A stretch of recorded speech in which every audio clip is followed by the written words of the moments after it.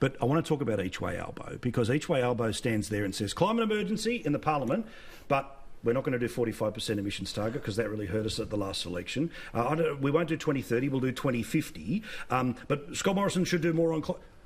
Where the heck is your mob on this? Look, the most difficult day when I was commentating during the election was the day when Labor stood there, Bill, Mark Butler, and said, look, we don't know what the cost of this is.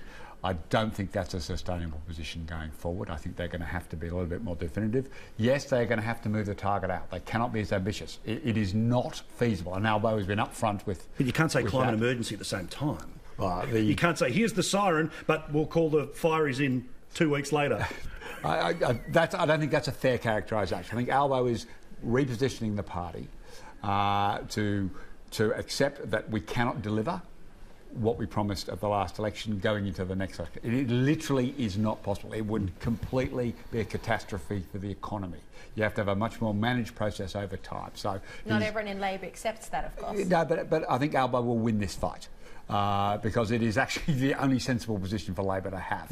I don't vote for climate emergencies. You don't have to. I mean, remember, there was a Greens motion, they voted with it, then they came back and put in their own motion. Yeah. So that's why I say he meant to say climate emergency. It wasn't an accident where he sort of roughly spoke in favour of it. They decided to line up. The first rule of thumb is if the Greens put something up, you should really, if you're thinking about voting for it, go and have a deep breath. Correct. and a conversation with someone else. Correct. You might want to reposition it. You might want to rephrase it. There's a million ways to deal with the Green stance, and we were flat-footed then, and it was careless how we got positioned there.